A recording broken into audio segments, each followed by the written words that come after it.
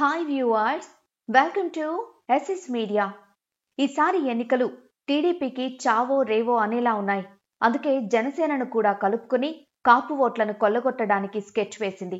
అదే సమయంలో వీలైతే బీజేపీ కాదంటే కమ్యూనిస్టులను కూడా కలుపుకుని ముందుకు వెళ్లాలని భావిస్తోంది.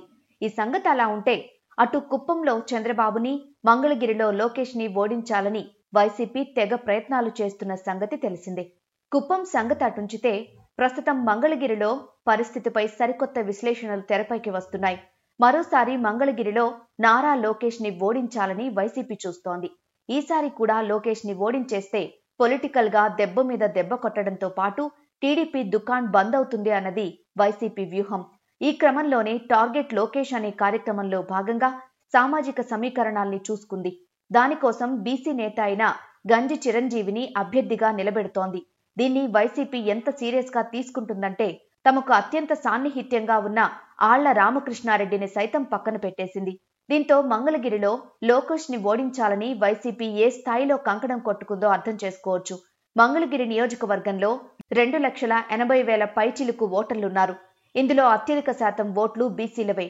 ప్రస్తుతం వైసీపీ నుంచి పోటీ చేయబోతున్న గంజి చిరంజీవి 2014 ఎన్నికల్లో టీడీపీ నుంచి పోటీ చేసి కేవలం 12 ఓట్ల తేడాతోనే ఓటమి పాలయ్యారు. అంటే అంత టఫ్ ఫైట్ కి ఇక్కడ చోటుంటుంది. ఈ క్రమంలో గంజి చిరంజీవి 2019 ఎన్నికల అనంతరం టీడీపీ నుంచి వైసీపీకి వెళ్లడంతో పార్టీ ఆయనకు నామినేటెడ్ పదవి ఇచ్చింది. 2024లో ఎమ్మెల్యే టికెట్ కూడా ఇస్తోంది. బీసీలు కీలకంగా ఉన్న మంగళగిరిలో వైసీపీ, టీడీపీ, కాంగ్రెస్ పార్టీల నుంచి పోటీ చేస్తున్న వారిలో గంజి చిరంజీవి మాత్రమే బీసీ సామాజిక వర్గానికి చెందినవారు. అలానే బీసీ వర్గంలో మంచి పట్టు ఉండడంతో పాటు గతంలో ఎమ్మెల్యేగా కూడా గెలిచిన మురుగుడు హనుమంతరావు కూడా వైసీపీలోనే ఉన్నారు. దీంతో బీసీ ఓట్లపై వైసీపీ ఫుల్ టార్గెట్ పెట్టిందని తెలుస్తోంది.